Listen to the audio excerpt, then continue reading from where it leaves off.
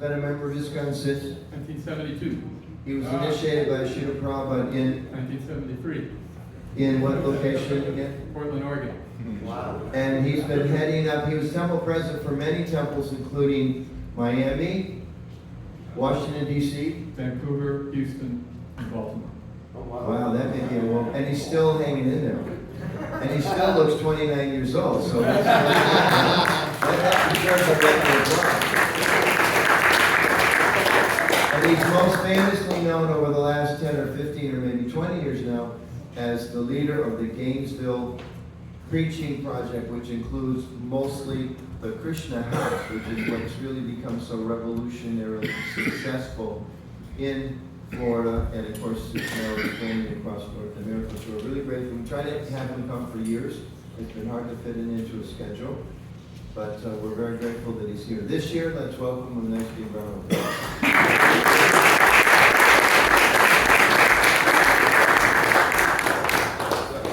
Thank you. One other announcement, you do have your last shot at the brand new restocked snack bar.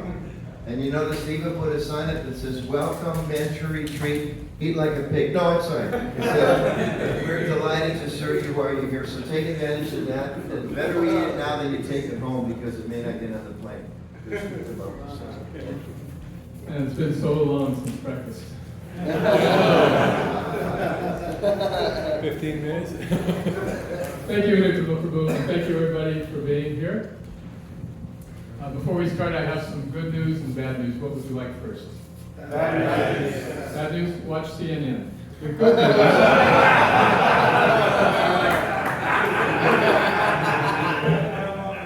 The good news is that I have a couple of additions for your joke repertoire, at least one. Is that all right? Not that it needs, anyway. No, it needs a lot. All right, so there was a ventriloquist who was giving his performance, and he started making jokes about dumb blondes. And as he was going, all of a sudden, a tall, platinum blonde in the front row stood up and said, "Excuse me, you are pigeonholing an entire segment of the human race based on a physical characteristic over which they have no control." The ventriloquist was very flustered, and he started apologizing. "I'm sorry, I didn't mean..." She said, "You stay out of this. I'm talking to that little jerk on your knee."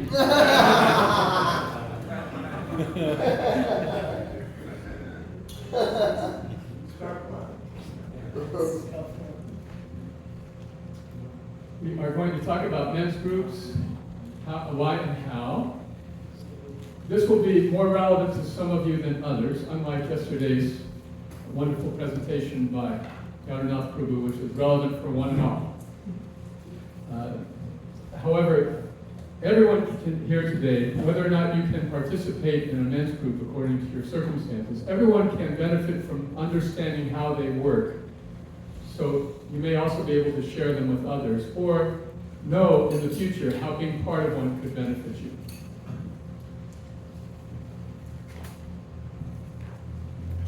What is a men's group? 4 to 10 men, devotee men of roughly similar ages who come together regularly for hearing and chanting, recreation, service, and support. One of my favorite verses from Bhagavad Gita is in the 6th chapter, Yuktahara Viharasya Yuktachetas Vikarmashu.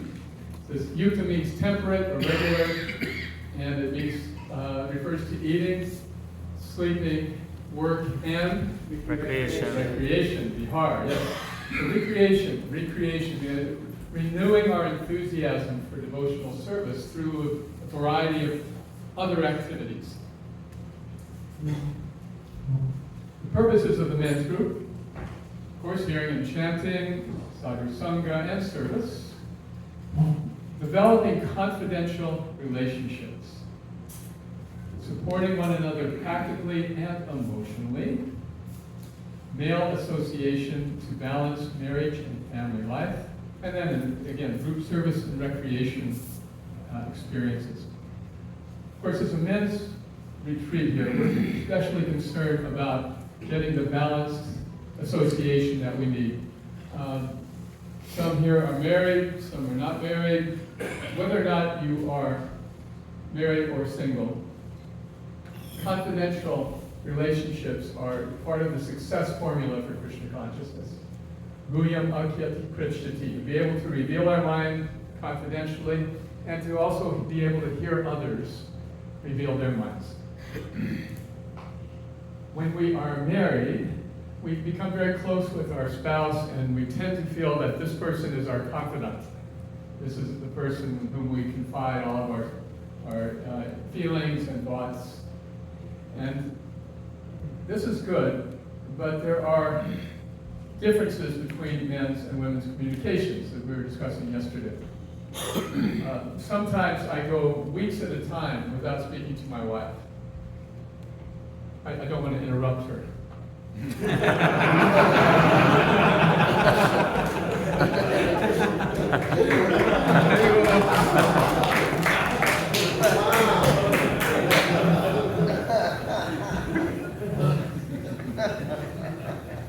Is this being recorded?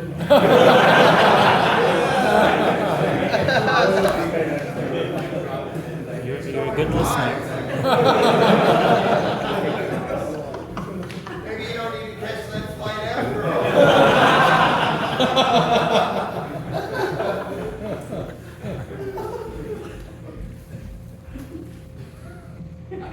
Because men and women think so differently, having male confidants is extremely important, and they have to be cultivated. We all have friends, but there are limits in friendship, often based on this idea of confidentiality. In other words, we really need to know that what we are disclosing is not going to go viral. Have you ever heard somebody say, "I'm not supposed to tell you this, but," or "Don't tell anyone else, but," this is breaching confidentiality.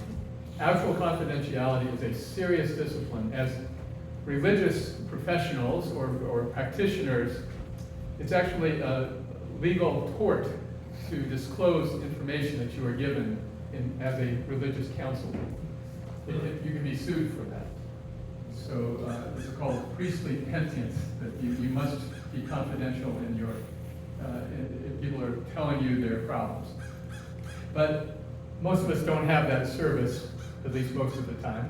So how do we find that support and association? This is the purpose of a men's group, a deliberate, conscious effort to establish confidential relationships with other men. Here are the 4 C's of the men's group: commitment, communication, confidentiality, and confrontation. There was a nice devotee named Jitamitra who came to the Alachua community in 1992. He moved from California, where these things generally originate. And he was bringing the notion of establishing men's and women's groups to the community there at that time. So he taught us these 4 C's. These are the core values in the men's group. Again, commitment, communication, confidentiality, and confrontation. We'll go through them one by one in more detail.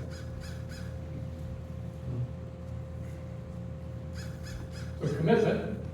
Ideally, the men's group should meet once every week. 2-hour meeting, and also as needed occasionally for emergencies. So in your developing confidential relationships, you are accessible to the people that you're working with, should they need you. But the general part is 2 hours a week. Now, we're all very busy, but that's the commitment that's required to get the benefit from this association. Everyone knows the story about the 2 lumberjacks who were having a competition. So they were going to see how many trees they could cut down in an hour. So one of them started cutting, the other one started sharpening his axe. And he spent half an hour sharpening his axe. And the other guy had already cut down 3 or 4 trees. But when he started, he was able to cut faster and win the competition. So the investment of time in improving our own self-understanding and esteem, and also sharing the lives of confidential friends, that enhances our enthusiasm for not only our Krishna consciousness, but all the responsibilities in our lives. That's been our experience. That's the goal of the men's group, to nourish ourselves in a way in same-gender association. Communication means just that, willingness to share your own story, your own circumstances, as well as an ability to hear others. And there are deliberate processes that we'll talk about in a moment by which you really get to know the other person unusually well. Confidentiality, very strictly observed, even with one's spouses. You know, this is the tendency to share with our spouses, those of us who are married, everything. But when it comes to the men's group, it has to be very strictly held to oneself. This process, over time, it doesn't happen right away, but it gradually builds a sense of trust. Like we have a little safety net, and we know that we have a circle of friends to whom we can go and say anything. We can really discuss our inner thoughts, and not only we can share with them, but they may tell us where we are a little off. Because confrontation is advanced, but when you feel that your friend is maybe not seeing something, some self-deception is going on, they are doing something which is self-defeating, compassionately and constructively, you can confront once that degree of trust has been built. 4 C's. So these are the purposes of this is the purpose of the men's group. Any questions on any of these so far? Yes. Regarding confidentiality,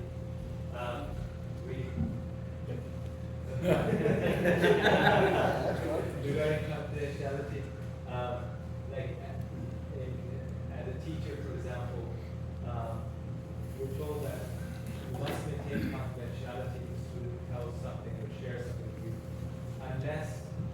unless someone tells you that they're being abused, for example, by their spouse, or that they were physically hurt or harmed. Would that be true in this men's group? No, because these are not dependent relationships like a priest or a teacher must disclose if somebody's in danger. These are pure relationships. You can advise, you should really take this step or that step. Okay. Good point, thank you. Sam? About disclosure, like we were talking about confidentiality, right? So it would, when you're talking about the confidentiality part, are you talking about like intimate conversations that are had within the group, or just like general group activities? Is it like the group as a whole, or like specific things that are said within the group? Confidentiality and what is discussed in the meeting. Okay, okay. So when we are beginning such groups, not everyone will feel comfortable to. So are there some tips to like break the ice or like Yes. instill that confidence? We have all these processes by which trust is developed. Well, Krishna Maharaj told me something interesting about his experiences preaching in China and India and in the West as well. He said in the Orient, the default position is to hold one's feelings, to not disclose one's feelings. In the West, the default position is to wear them on your sleeve and shove them on everybody so that you'll feel better. And so particularly, if we're accustomed to being a little reserved and saving face, then it does take a lot of practice and time to develop that trust. So we use part of our meeting each week to develop that confidentiality through a series of kind of exercises and icebreakers and ways to get to know the other person deeply. Yes, and you can go through it. How important is the confrontation part? It seems that would be quite rare, but maybe I'm not understanding. It is rare. It is rare, but it is a function of the group nonetheless. Because we want to present our situation to others to be corrected if need be, or to be advised. And it's rarely used, but occasionally. It takes, again, that's the most advanced, where you can get to that point of trust. Anything else?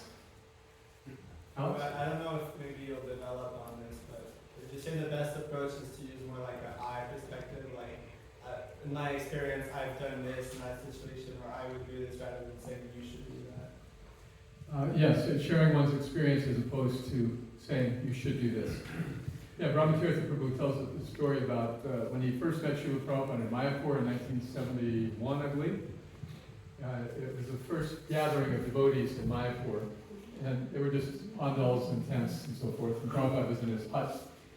So Brahmatirtha came as a Peace Corps worker from Calcutta, and he was the only guest at the festival. And everyone he met was saying, oh, you should do this, you should do that. And he said before long there were big piles of should everywhere. That was why Srila Prabhupada brought him into his hut to just kind of protect him from the devotees who were so eager to advise. So it's much better to ask questions. This is one of the learning or listening skills that we learn. Better to ask questions than to offer advice. And in the course of asking good questions, we can bring the person to a conclusion that is obvious perhaps to everybody else. Okay? Yeah, if we have time, I can show you an exercise about how asking right questions can help bring people to a good conclusion, but we'll put that on the shelf for now. Yes, Subal? Yeah, also in that confrontation part, it seems that there have to be some rules accepted, rules in terms of how we're going to confront. In the situation, specifically I'm thinking of the situation that a person may not be ready to hear. Right. And confrontational sometimes means that you confront a situation that you may see that it may be not right. But if the other party is not ready to hear that, you say compassionate and constructive, but even compassionate and constructive, but still sometimes you have those type of... Well, you're getting to the same point that Alex is raising, how to do it. Okay, let's go ahead and do this exercise, shall we? How, rather than giving advice, asking questions can allow people to get to the answer themselves. For this exercise, I need 2 volunteers who are familiar with a deck of cards. And preferably somebody who's psychic.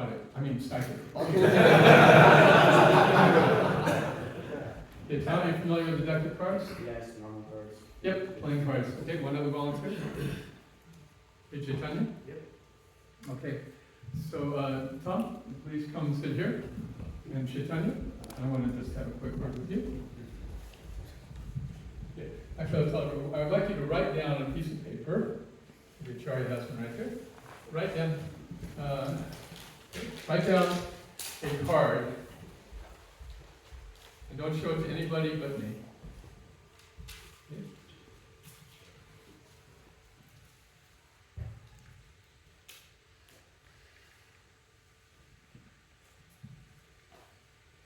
Okay? Okay? So you hang on to that? Okay, and you can just go ahead back to your seat and just send out psychic brainwaves to Tom. Try to convey that card to him, okay? How should I listen to my ear? Just watch me. Watch it, okay. Your inner self. Okay. Tom, you just relax. Pick up those brainwaves, okay? And I just have a few questions for you, okay? Okay. So you are familiar with the deck of cards, right? Yeah. So in the deck of cards, there are red cards and black cards. Which would you choose? Red. Okay, and on the red cards, there are diamonds and hearts. Which of those would you choose? Hearts. Okay, and in the hearts, there are number cards and face cards. Which of those would you choose? Face. Okay, in the face cards, there are two male and one female. Which of those would you prefer? Choose. Male. Okay, and there you have a king or a jack. Which of those would you choose? King. Okay. What is your card? King. Of? Heart. King of hearts. Very good. Well done.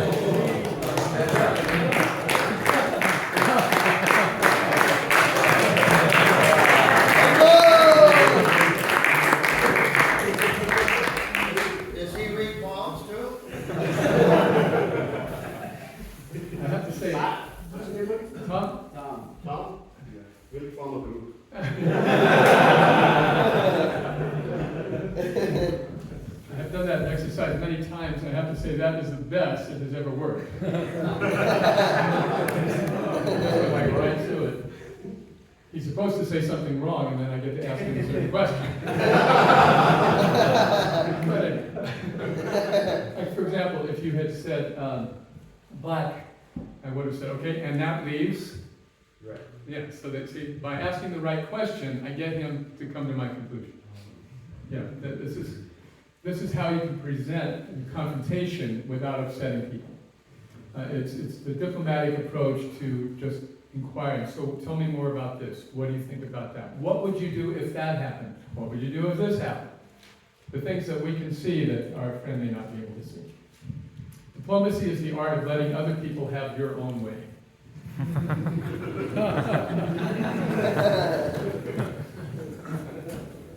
Any other questions about confrontation? Okay, so again, this is the advanced level. Let's go to the basics, shall we?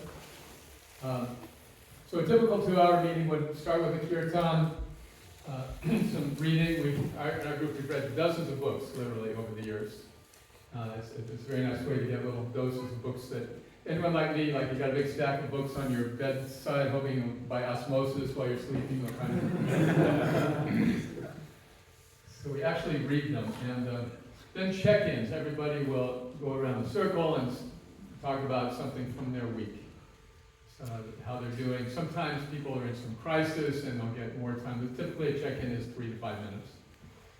But if somebody needs more time, that's always an option. Then we do this process. Okay, so process, Acharya, we were asking, yes, so this is how we build trust and get to know people. We don't do them much anymore because we've did so many starting up. But you would do many things like make a chart of your life. Like all the highs and the lows. And then at each meeting, one person will have a chance to present the whole story of their sojourn before and after their Krishna conscious experiences and during. So that's a great way to really know somebody deeply. We do processes such as asking everybody to comment on a particular happening in the news or in the community. We do processes such as talking about the times you were most happy in Krishna consciousness, the times you were most frightened in your life, what is the dumbest thing you've ever done in your life, what is the best thing you feel in your life. Just the group will tackle the process regularly under the guidance of the captain. Now, I didn't mention that, but the group, each meeting is conducted by a captain, and that rotates on a monthly basis typically. So the captain organizes this, selects the process, or the activity. Activities are a lot of various things, such as playing various games or sporting events, doing service, traveling, and all sorts of things. So I'll show you some pictures in a moment.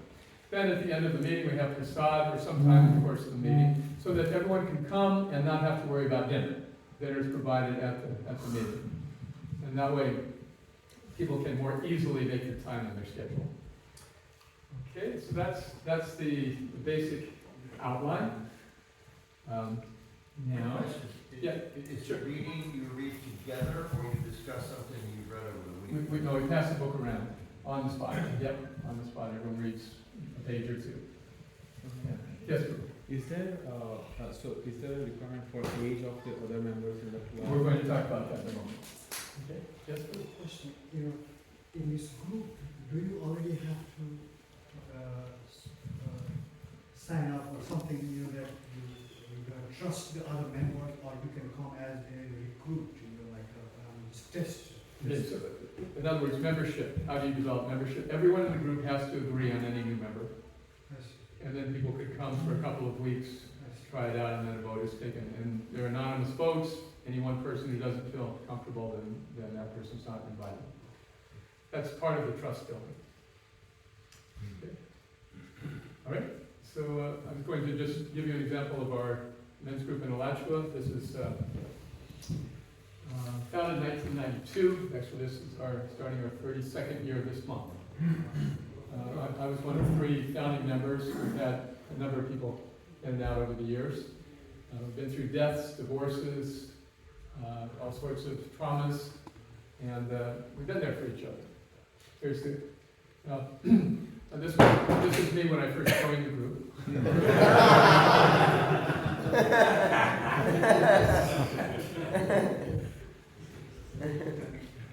This is one of the processes that we did that was a lot of fun. Everybody brought the earliest picture of themselves they could find. And we all tried to guess who was who. It was quite amusing. So here's our men's group. This current membership has been in place for probably 15 years or more. Anyone know this extroverted fellow here? Chaturanga Prabhu? Never met a camera he didn't like.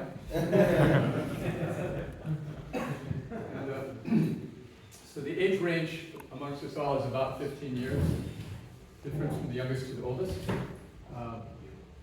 We have in the group librarian, administrator at university, a Lowe's employee, retired psychologist, retired Navy veteran, electrician, a professional hobbyist who is an heir, and a man who works in the health department at the University of Florida. So some people are working, some retired, but we all know each other so well we feel we can share anything.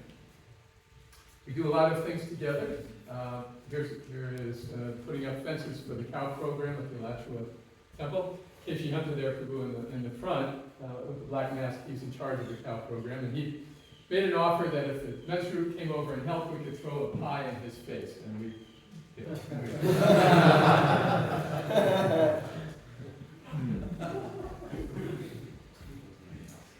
This is a whitewater rafting trip. We pay dues of $10 a month to the group, build up some treasury, and then every once in a while we'll take an excursion. So we all drove up to North Carolina and went through a whitewater rafting experience, which was fun and interesting. Something you want to do once in your life. Check it out. See, yeah, the devotees who are like the cooks, Madhava Prabhu, Gopinath Prabhu. We share political news.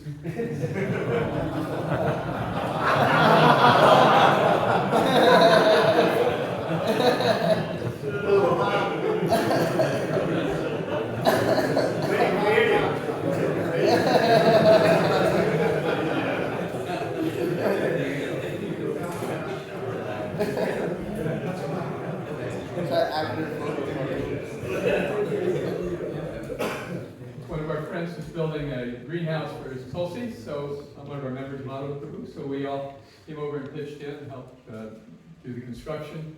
Like Amish, we have as a group do it in fairly short order.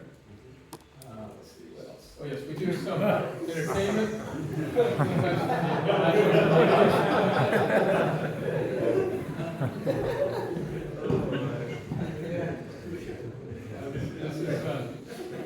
This is another one of our activities, our recreational activities. We have It's called drag. Yeah, right. It's confidential. Let's see. This was a cane boil. One of the devotees grows sugar cane, and so we juice it and boil it into molasses, and having a group together, taking turns on the walk makes it easy. Prasadam after a meeting. Hacky sack competitions. Water volleyball in the summer, which is a load of fun. Sometimes the neighbors, when they hear hysterical laughing, they go, "Oh, they're playing water volleyball again."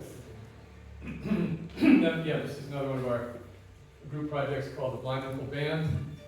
The lyrics are somewhat humorous, the music is not. Rather tragic most of the time. But the devotees in Alachua love it whenever we can pull a show together for Thanksgiving. Here's the band in action.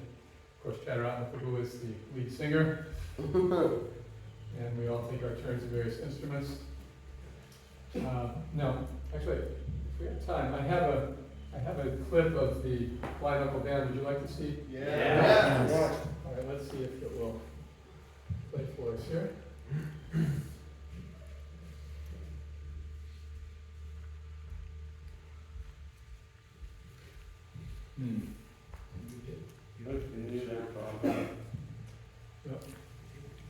We're not getting any sound, so I don't know. Oh,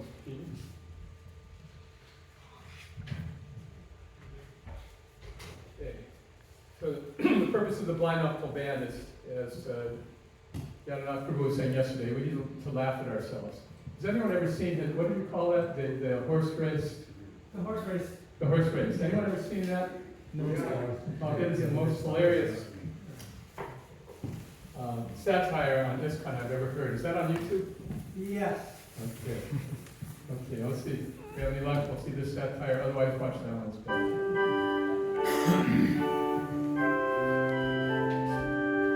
When I find myself down at the temple, Mother Ruthia comes to me.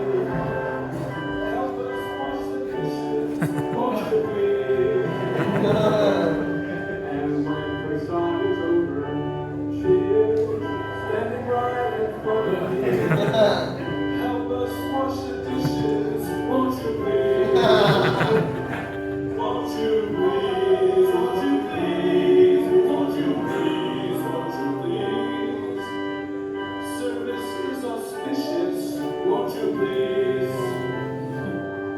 So many able-bodied people living through wrong or crazy.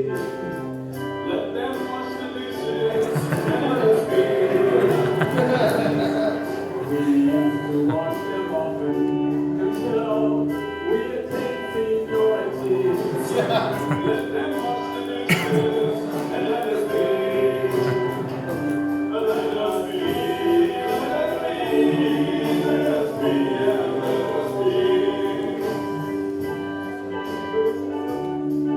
Let us be. Let us be. Let us be. Don't waste your words of wisdom. Let us be.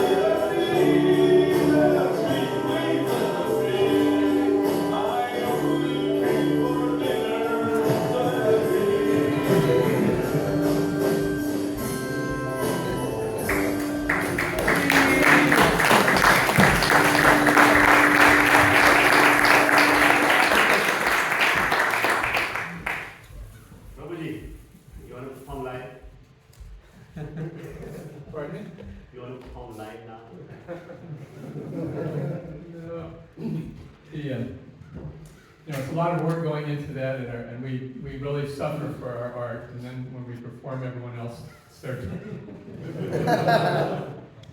Anyway, this is one of the kind of creative things that can come out of a men's group. We have a load of fun with it, and just being together and working together allows us to kind of work as a group. What can we do for the community? Okay, so this is one of about 8 men's groups, men's and women's groups in the Alachua community. Obviously, it's a big community. Ours has been an inspiration to others because we've been going so long. And there are groups now in various age brackets, as well as from the ladies' side, that have been meeting for, in some cases, 10, 15 years as well. So now, how is this relevant for you? Alachua is, of course, this big community. Your community may or may not be sufficient to support a group, at least of that size. So I want to conclude by talking about how we can apply this principle of developing confidential association in whatever situation we might be in. There can be Ideally, these meetings are from local people with whom we have an interest in developing closer relationships. If that's not possible, virtual meetings can fill in to a large extent. During the pandemic, we continued our meetings online every week for a year or two, and it was satisfying. Not quite as fun, perhaps, but satisfying. So even if the men's group that you might be part of would be a virtual one, due to your work schedule, travel schedule, or the size of the community you are in, please consider taking part in a men's group. Now, you asked about the age. We estimate like 15 years is a pretty good range from our group. So based on that, under 30 to 45, and then 46 and above, maybe even 60 and above in some cases. Because people will be in different stages of life. Yes, Mohammed? So when you're traveling, they're all meeting, you come in virtually? Sometimes. So you're okay with that? Sometimes, yeah, depending on the circumstances. If it's an extended trip, then we will probably just sign out for a month or something. Okay. Yes, Bruce? It looks like the group is very homogeneous in terms of background and is that a consideration when you put a group together? It was more a function of the demographics from which we drew, but it's not necessary. People can definitely represent different backgrounds. It may look homogenous to you, but it is not.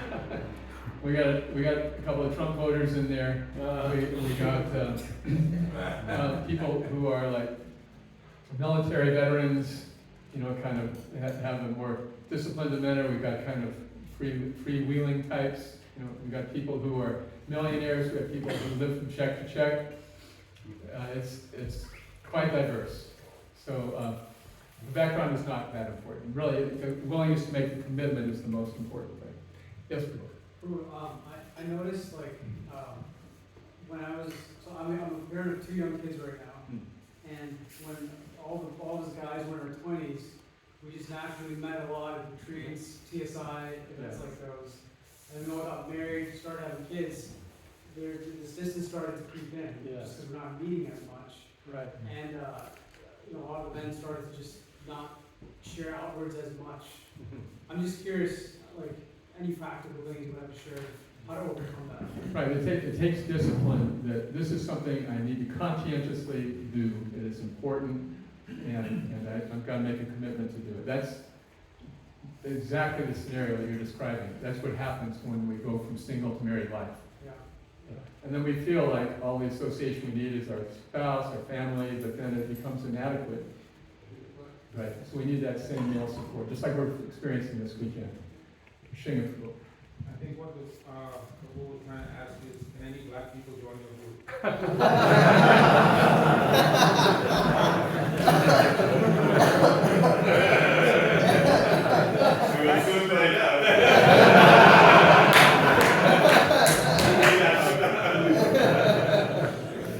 Well, Prabhu, you have to remember that we're in Florida, so they have their own group.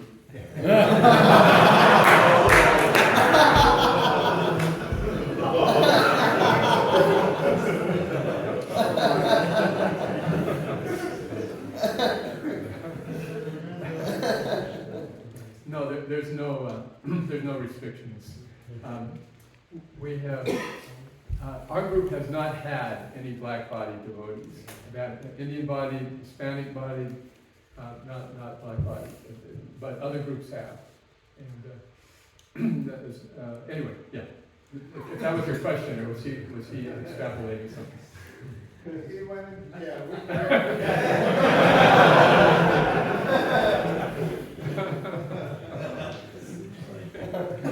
Yes. So we sort of like, without really naming it men's group, we have something in Indianapolis which we are growing. I was just wondering, like, homogeneity, heterogeneity. What about in the extent to which they have been in Krishna consciousness, like in terms of years or in terms of experience? Right, but the time in Krishna consciousness is not as important as the commitment to practicing Krishna consciousness. But the relationships, once they develop, it is less important. And even if somebody, for example, were to sort of fade away from their spiritual practices but wanted to be part of that, that's totally viable. All right, yes, Mahaprabhu. So, is it a problem if I'm 50 and you're 50 and I'm a new bhakta and you've been a devotee for 50 years? Doesn't that create a problem in relating experientially, like your life are so different? And you might freak them out by sharing something, and if you've been a devotee 50 years and you're dealing with this. You're right, it's the same question. Really, the confidentiality and commitment will transcend the difference in background. We've had this experience with people who have been fairly new devotees joining our group, who are mostly more seasoned devotees. And it went relatively well. There was no big hiccups about it. But then those people didn't stay. So it could be that was a reflection of their own lack of interest in Krishna consciousness. Because the meetings are definitely Krishna conscious. They are all about kirtan and reading and talking Krishna Katha. So at least they have to have an appreciation for that, probably to feel at home. Abraham? Is there issues when somebody is kicked out of the group, or how does that happen? It has. The black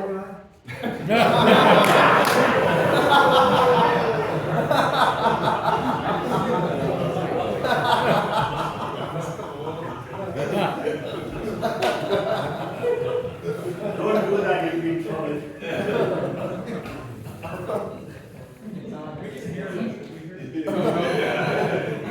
No, actually, he was Jewish.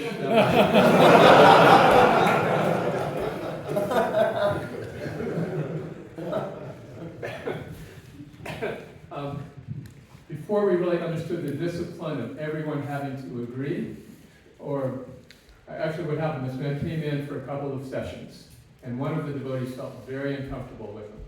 So he would not endorse, and that was it. We could not override that because he had already established himself in the circle of trust. So that devotee was not invited. He was unhappy about it, and but the group stayed together. How do you deal with that? Kicking someone out? We don't kick them out. We just don't let them in. Yeah. Before anyone can join, everybody has to agree this person can join. But he can't. I have a question on that line. Yes.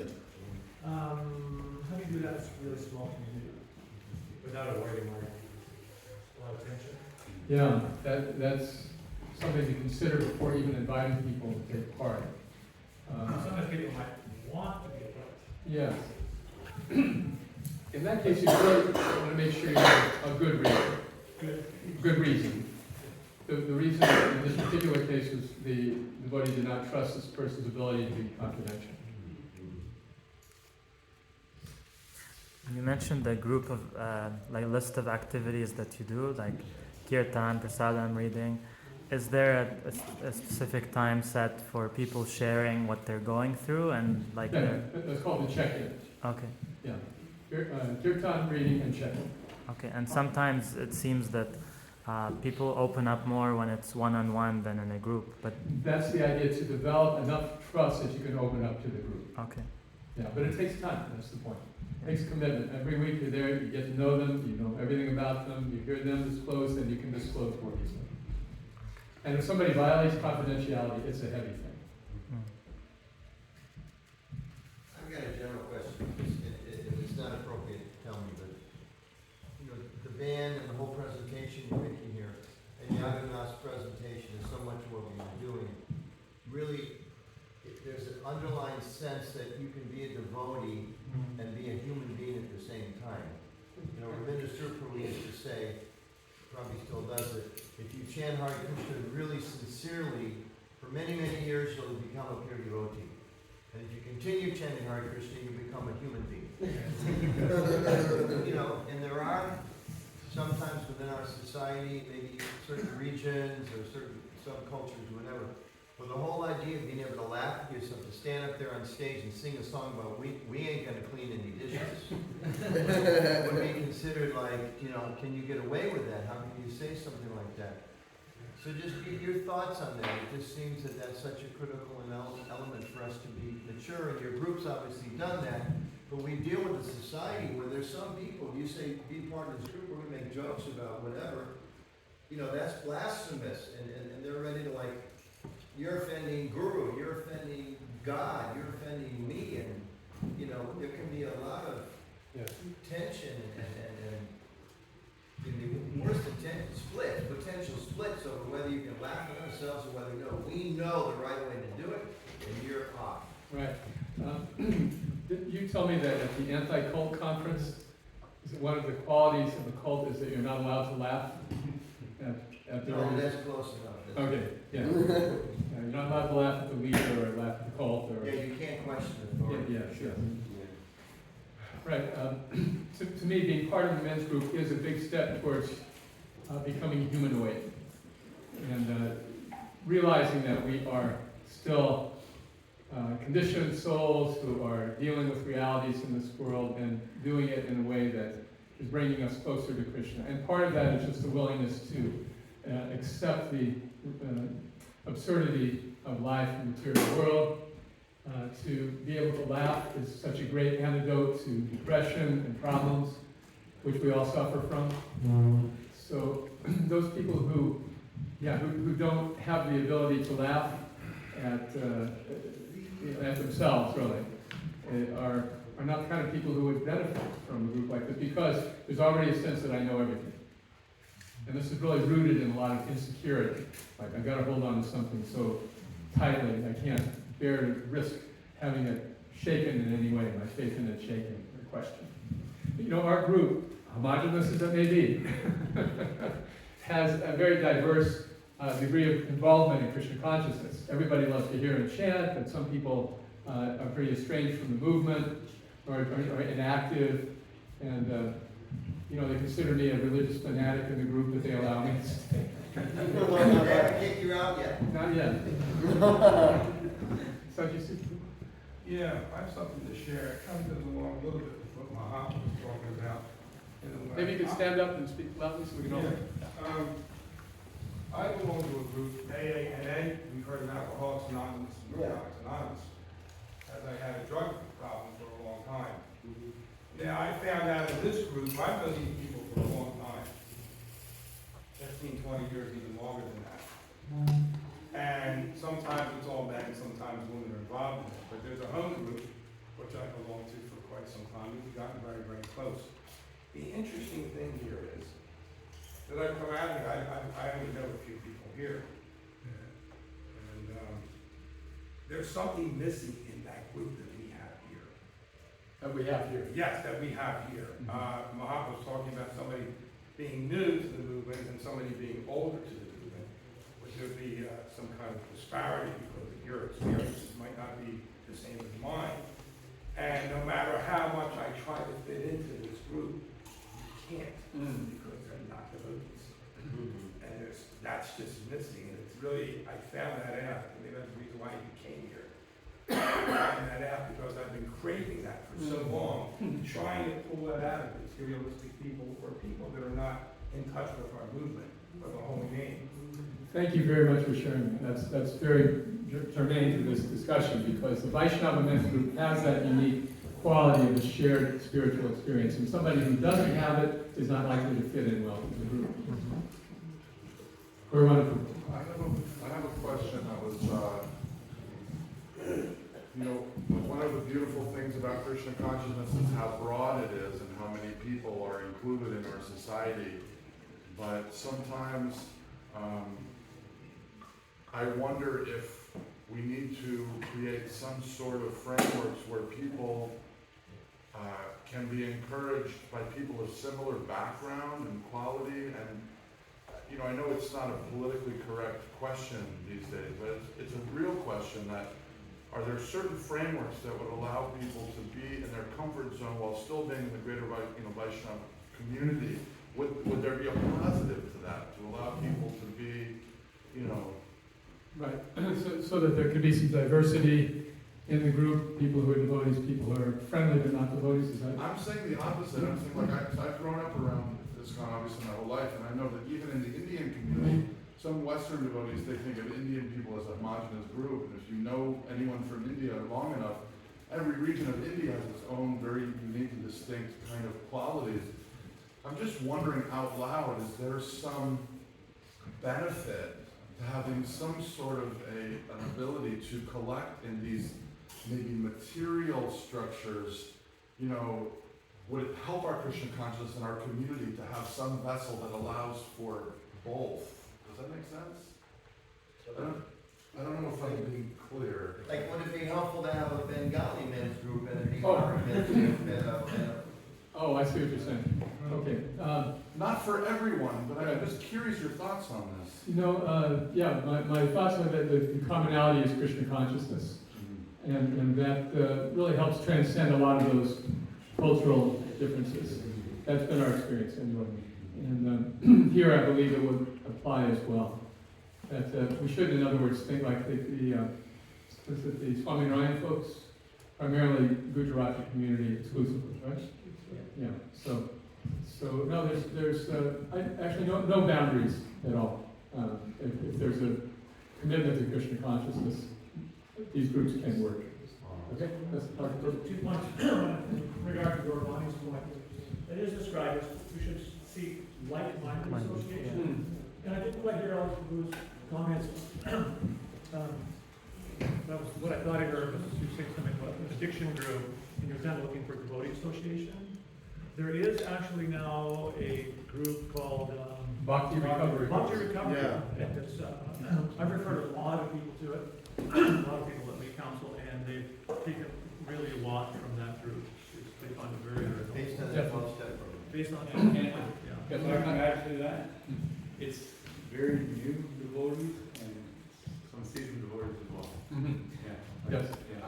I was going to give them as an example of a virtual group that has functioned.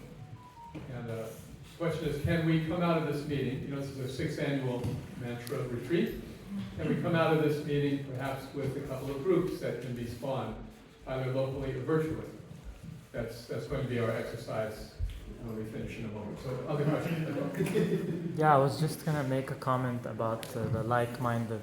Comment about like-minded. Yeah, because I find that beyond nationality and culture and race is personality. That, you know, some people are more they like to joke, they're more playful. Some people are more serious. Some people are more talkative. So in my experience, it's been the personality, because I have close friends of different countries, but it's Krishna consciousness and the personality together, and from there maybe naturally a group can be formed or something. But I remember one devotee that I met last year at Mantra. We've been in touch since, and he's opened up to me and I opened up to him. And so naturally there was like not a group, but like a connection that was formed. Yes, some people will be more extroverted, some more introverted. So you would think the extroverted types would lend themselves more readily to a group like this. It really balances out once that trust is developed. You know, introverted people actually gain a lot from having connection, and extroverted people gain a lot from having a deeper connection. Right? Oh, I'm sorry. Shri Krishna Prabhu, you're right. Guru, my question is, in ISKCON, I've generally found that the peer relationships are very less. Either you have a relationship with a senior devotee or you're preaching to someone. The peer relationships are always a difficult thing. I want you to explain why is this happening and what is the solution? Can you repeat the question? Yes, in the 11th canto, we read that every devotee needs the mentors and peers and students to have a balanced spiritual life and relate to each one accordingly. So his question is, the peer association is very difficult sometimes. We may be teaching people, we may have mentors, so this is this is all about peer association. All about peer association. There's no greater or lesser amongst the men's group. It's a group of men who are equals, who are peers, who are sharing their lives with one another. And your point is well taken. It doesn't happen automatically. It takes a conscious effort to develop.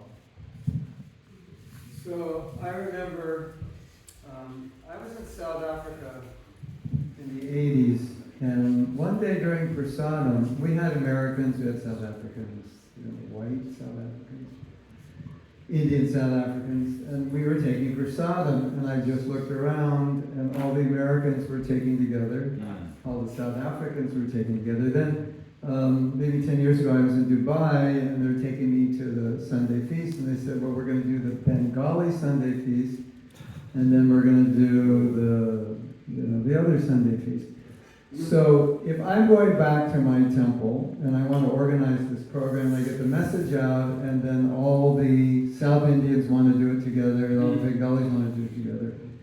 Should I say no or should I say okay? Should I just let it flow? This is Korabani's question, I'm just extending it. What would you, if you were in that position, what would you say? The assembly of devotees in the men's group has to be very natural. So there'd be no problem if the Bengali group and the Gujarati group or whatever wanted to start. We do interact with other men's groups so that there is some opportunity for cross-pollination and also group activities. So however the group could start would be my opinion on that. Just, the important thing is get it started somehow or other. Okay, we're going to wrap up in a moment here. My question, the simple question is, in your case, it's a group of quite seasoned devotees, it seems. For newer devotees coming together in a men's group, there could be a tendency to lose the Krishna core, keeping Krishna in the center, where it just becomes like a social fun group, which might also be, there's nothing bad with that, but how important is it to keep the spiritual center, keep the activities Krishna conscious? I was thinking just like, as a devil's advocate, someone could say, well, we can be human beings while just chanting Hare Krishna, we can be human beings by chanting funny songs. So it's not necessary to be a human being just by chanting funny songs. So where what's the right way? Yes. Each group will have its own individual flavor. I've observed in Alachua that some groups looked at our group and said, you're a little too frivolous and we want to just read the Shastra every week and we'll just get together and read Shastra. And those groups have not had the longevity that ours has had. I believe that ours goes on because we have fun and we know it's going to be fun. It's a fun part of our week. So, but at the same time, it's very individual. I asked the men in the group for advice for this presentation, and that was one of their main messages, to understand that each group is going to have its individual flavor and composition and priority. So there's no hard and fast rules.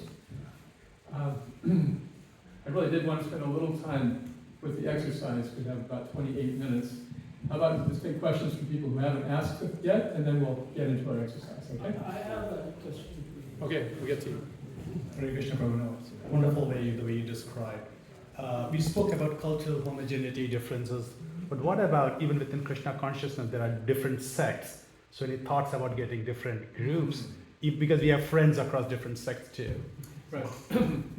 Narayan Maharaj followers, Ritvik followers. We haven't gone there yet. we haven't actually been confronted with that issue so far. So I can't really answer. That might be a little, I would be pushing the boundaries. But the basis is trust, confidentiality, and a focus on Krishna consciousness too. A shared experience. Yes, quite comfortable. It's a very simple question. So I just moved from Cleveland area to northern New Jersey just about a year ago, and my Cleveland neighbors, two boys, were very good friends of mine, and one of the boys also moved to New Jersey from wherever he studied college, and he became very friendly with me, and he joins our hiking group. He comes on, we have a hiking group in Tobacco. Sanjeev Paraprabhu is the leader of the hiking group. He's an expert hiker. And on our first hike, he found the waterfall which people with advanced equipment couldn't find. All sorts of technological gadgets they had. So anyway, this boy joins us, and we chant Hare Krishna before we start the hike. Somewhere in between the hike, we chant Narasimha prayer. We have some food, some prasadam, but nothing big, too okay. This boy is very, he said he's changing his diet. So somebody gave them the nectar of devotion on the second or third hike, which is I thought it was very intense and deep book to give to somebody on the first reading. Even I said, fine, the rasa, lila, and all that, they kind of disturb me sometimes. But my question to you is, so he is trying, he said he's trying to change that, like I mentioned. So what is a good book to give him? Awesome question. Okay. Science of Self-Realization, my favorite. Anyone else want to answer? Jesus and Christ. Christ and Krishna. Yeah, that's okay. Okay, I thought you were going to ask about age brackets. Yeah, okay. Boy, too many questions. What should I do? Should we go on, tell me, everybody, you want to go on with questions and answers, or do you want to take Okay. Two more questions. Okay. Brief question. So with this message, this is such a nice presentation. Now there are so many people, when we go back to our communities, we'll see not everybody is really enthusiastic about this idea of, men's group or so, and we have, like, okay, maybe I fall under 30 to 45, but then there are those who are 46 and who have different. Okay, these are approximate. Okay. Right. Now I'm just saying it, but they have different flavors, in relationship. They have already built that close relationship among themselves. But I'm an outsider now. But I also want to fit in, or other way around. And we have a group. So how do we pitch this idea that, hey, why don't we have this group? This is important. And they might even come back and say that no, this is just material stuff. We want to become pure devotees. Well, that's why we wanted to do this presentation, so that everyone here at least could get an idea about the value of this. It may be hard to convince others, I don't know, but there are books. You might look up A Circle of Man is one book that can help persuade people to give it a try. The age brackets are somewhat flexible, but if you don't have people in your community with whom you can establish a group, consider a virtual group that you can have with other people that you might meet here today. Okay? Yes, Prabhu. Last question. Last question. Thank you. I think the goal is to have safe spaces of different kinds. Yeah. Men's group, women's group, mixed group, black group, Bengali group, whatever. As far as lecture of devotion, the loving exchanges that is actually not happened so far in several instances. And therefore, the Karuna Care training, Karuna Care, ISKCON.org, provides training where we can deal with the emotional side of bhakti. I think these trainings will come handy for all of the things that we're trying to do in terms of creating safe spaces where we can reveal our mind and then progress in bhakti. Very good. Thank you. Yeah. That's a very good point. There's a lot of overlap in Karuna Care, and this is sort of triage Karuna Care or self-administered support and counseling that comes informally, unprofessionally, but from a shared interest in Krishna consciousness, we could get the same kind of benefit. All right, great. Thank you very much, everybody. Was this helpful? Did you feel like you got the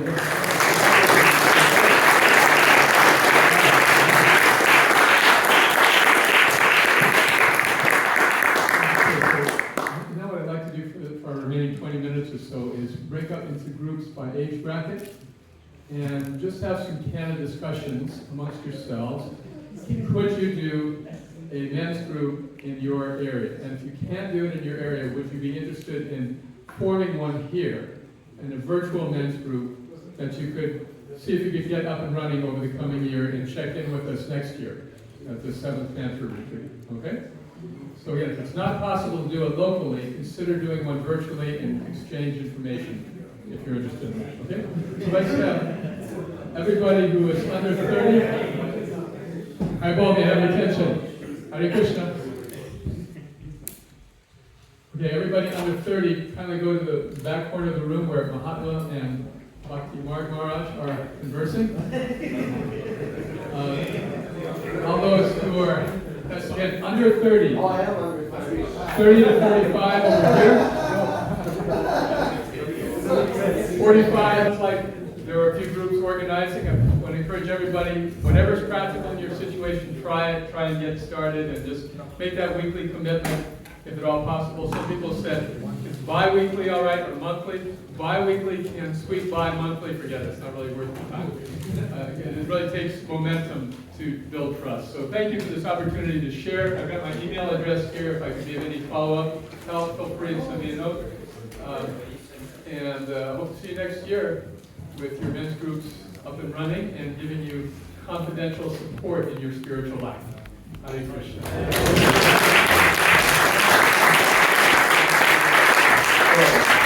We want to thank Kalakantha Prabhu for two things. One, for leading a fantastic session, and those of you who are paying attention, the fact that he just committed to being here next year for the mentor retreat. He said, I look forward to seeing you all here. So it's up to you to make sure. So before he needs to leave soon, can we try to get a picture before we lose Kalakantha?